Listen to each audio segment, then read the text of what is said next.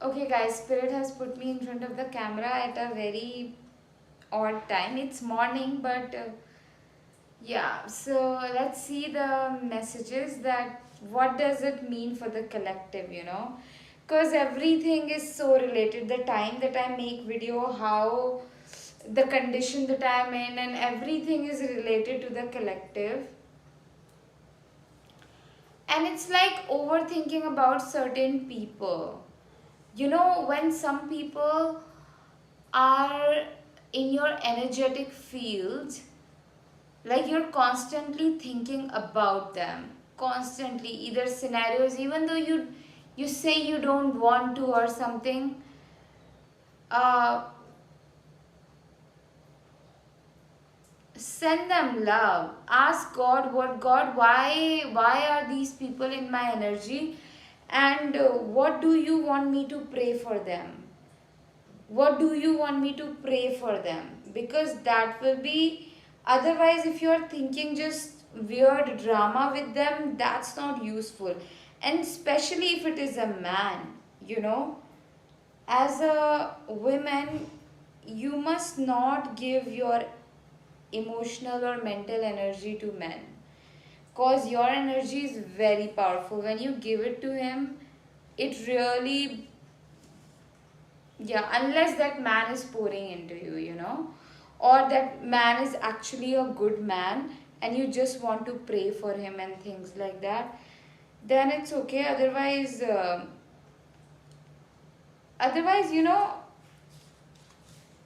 if it has become a habit for you to think about certain people, then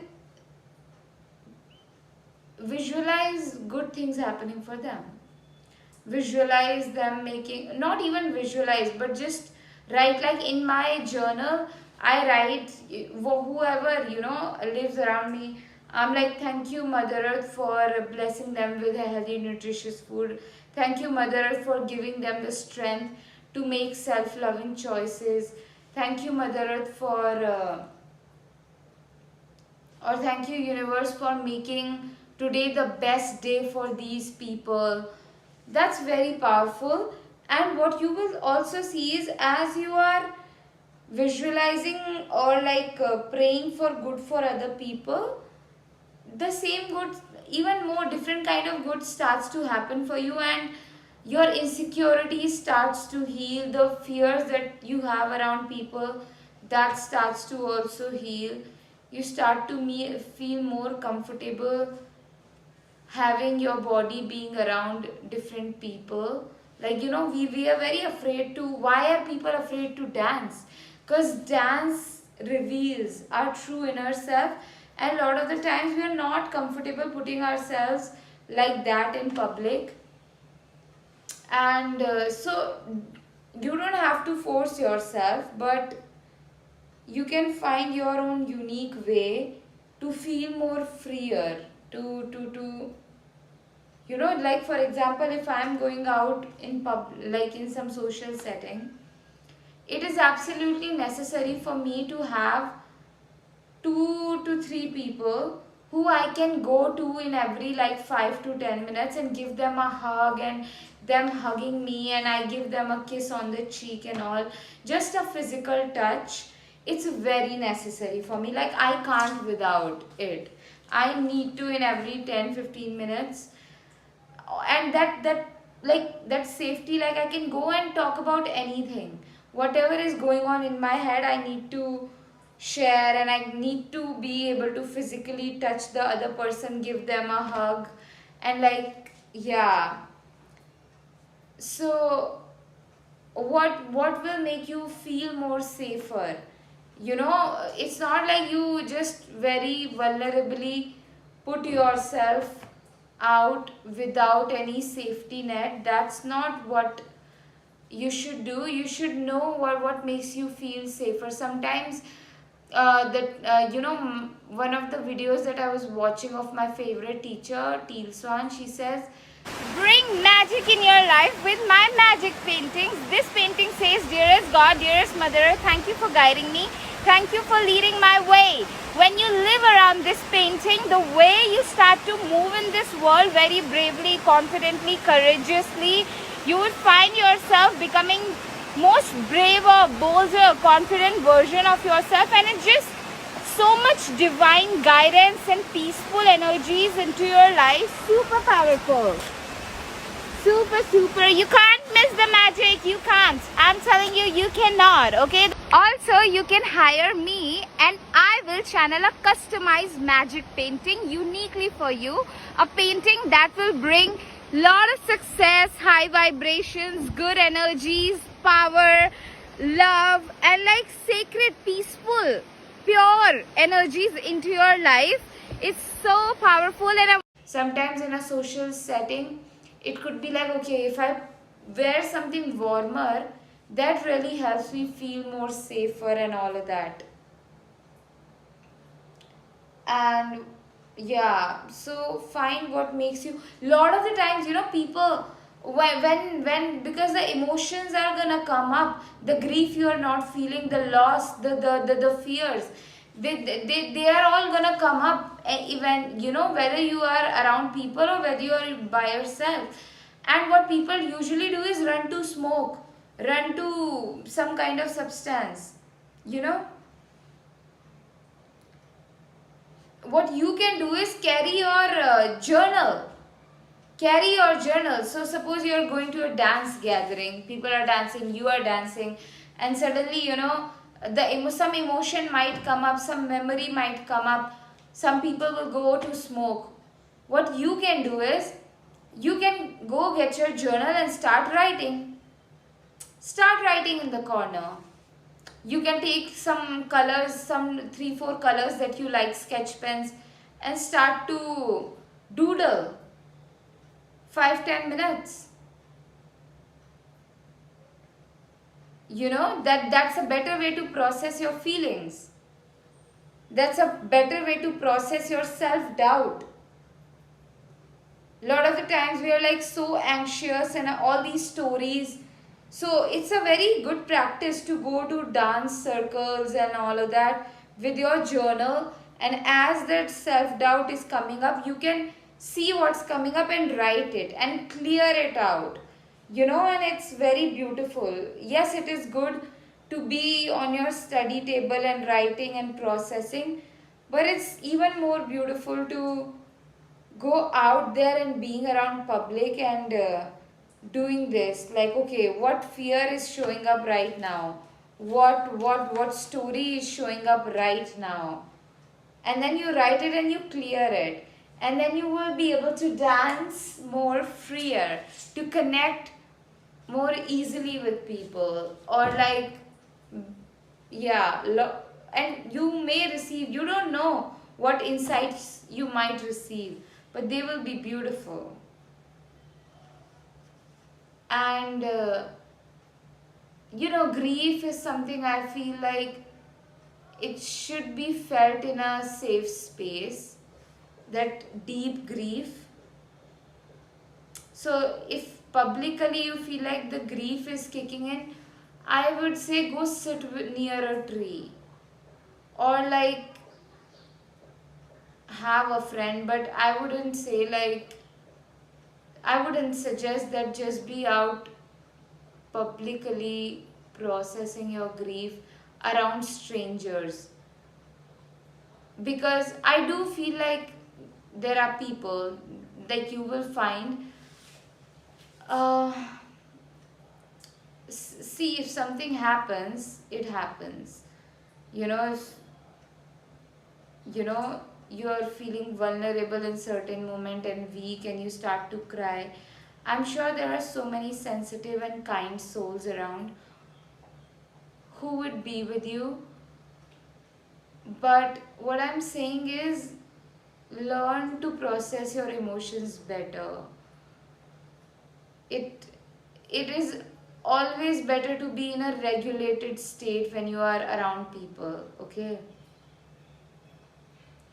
Unless like, okay, these are my people and I can be messy and my worst emotional self, as in like my very dysregulated self, then it's okay. But uh, it's better to be, not lashing out like this. Uh, yeah.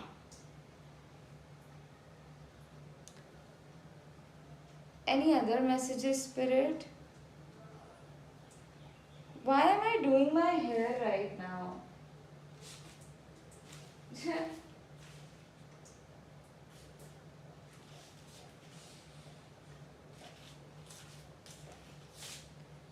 um,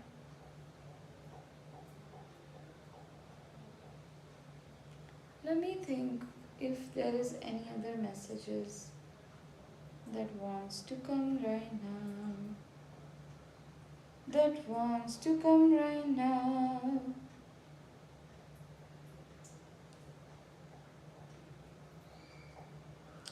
Okay. The message that I am receiving is about friendships. See, when we are so lonely, like loneliness, what I have learned again from my favorite teacher Teal Swan is that you can't be lonely because you're connected to every fiber of this universe. You're connected to all trees, river bodies, other people, and you're never, like, literally, the in your body there are bacterias are being, right? So they live within you, so you are connected, so you can never be lonely. But yes, you can start to think like, okay, I am alone, I am lonely. And without people, without, other regulated nervous systems are not around you. So whoever shows up, you start to make them your friend without actually knowing them, without actually observing, like, do they align with the kind of life that you want to build for yourself? Is that the standard? Like, if in friendship your friend keeps putting you down, is that the standard for your life? Do you want that to be your life, wherein your close friend are constantly putting you down? Do you want that life? No, you don't. You want people who are loving on you, who are uplifting you, who are, when you do something that unintentionally has hurt them, instead of putting a wall, instead of giving you a silent treatment, they come and communicate. You want that kind of life. So in order to build healthy friendships and relationships, you gotta be slower. You gotta be learning about people slowly, what their habits are. Are they, if you want emotional safety, which I think it's not even an option whether you want it or not. It's like, yes, it's a basic necessity to have emotional safety. So you gotta see if this person that you want to be close friends with, are they emotionally safe? If they are constantly going towards substance to numb their own emotions, they will not be emotionally safe for you. Okay? So yes, what you can do is you can make them your friend, like one who you hang out with, like once in 2 weeks or something, and then you probably do some fun activity together, like maybe which does not involve you or them to smoke or something. Like, find a way, because your close friendships and relationships, you gotta see what habits people have, where they are currently, what kind of life they are living, and yeah, and then make decisions. Don't live in like, okay, this could be that, I can change that person, I can guide them, which I tend to do. I'm like, let me guide you, let me do that, but that doesn't work. People learn. What I was saying was, people learn when it's their time to learn. You can't wait for, be like, okay, let me teach them, let me do that. No, that will not work, and you will end up exhausting yourself. You gotta accept people where they are, and you will know, like, somebody who's willing to work, who's willing to, a lot of the times universe will bring them into your life again, you know, when they are fully ready to receive you and see your heart, see the love. Universe will bring them, but right now you might have to leave them where they are. Okay, yeah, pray for them and just like, but just in case if you feel like, okay, I'm constantly thinking about certain people, certain group of people over and over again, keep asking God, like, God, what do you want me to pray for them? What do you want me to pray for them?